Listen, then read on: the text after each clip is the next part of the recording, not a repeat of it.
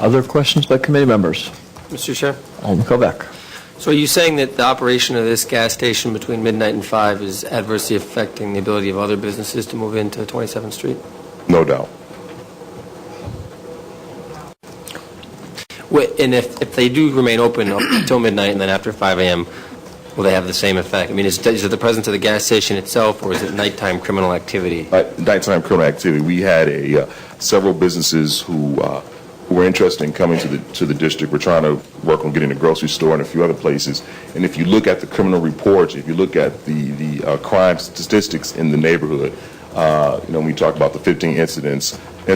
I mean, I'm going to object. Are we talking about the criminal activity? He's answering the question. But I want it between 12 and 5. Mr. Chairman. I'm addressing it to you. No, Mr. Chairman. Yes, Mr. Maselman. Okay. Please proceed. as far as your question, as far as recruiting businesses and trying to bring businesses take a look at the criminal stats. Any business that's operating on 27th Street that's contributing to criminal activity, or it's a conducive environment, it affects my job to recruit business and development on 27th Street. Other questions by committee members? I do have a follow-up question for you. Based on your testimony, is it true that you've indicated that issues such as loitering, prostitution are problems that are endemic to the area? Yes. And just to follow with that, we've seen a major decrease in those stats.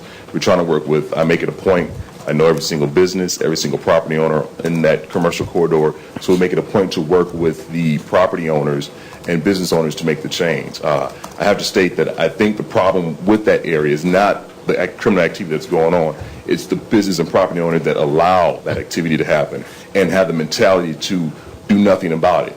And so when we're asking businesses to fix their facades, do all that type of things, and do the things necessary to make sure that the business is a quality business so people don't mind buying gas, don't mind buying chips and things of that nature, that helps. But when you have a mentality for a lot of the business owners, I don't care, I'm just trying to make some money. Now, I'm not saying there's nothing wrong with that.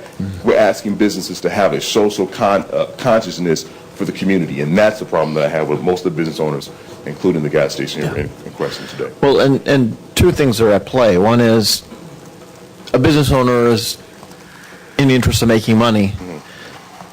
I'm going to guess I would think, and I'm going to guess you would think, that those particular business owners, if they have a customer who drives up, who's at a concert and is driving down Wisconsin Avenue and goes, oh, shoot, I'm low on gas, and it's 12:30, 1 o'clock in the morning, that it's in the interest of that gas station owner, I would think, to not have individuals panhandle their paying customers. I mean, I've actually had that conversation with Mandeep about this, that we've had bonded transportation, which is on 27th and St. Paul, Marquette University with their fleet of vans, stopped going to the gas station. And we're talking about, I don't know, 10s, 20, 30, 40, 50 trucks within combined that could purchase gas. And I actually make it a point to go to that gas station to get my own gas from my Tundra, paying $40 to fill it up. And there's issues. And I think he can make, if he can make some changes to the way the gas station operates, that those customers will come back. And I think that would be in the best interest for the community and for, bottom line, making money.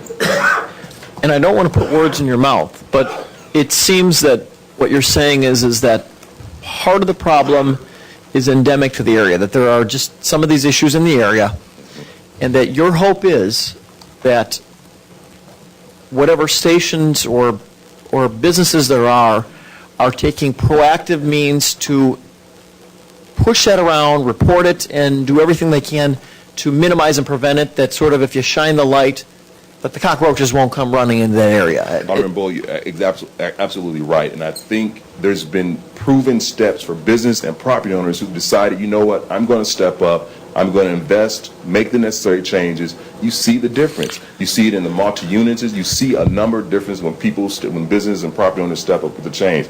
And that's what I've been asking. I'm trying to work with Mandeep on. Make the necessary changes. I wouldn't even be here if changes were made to the gas station, and that would help not only his bottom line, but will help the business, will help the community grow.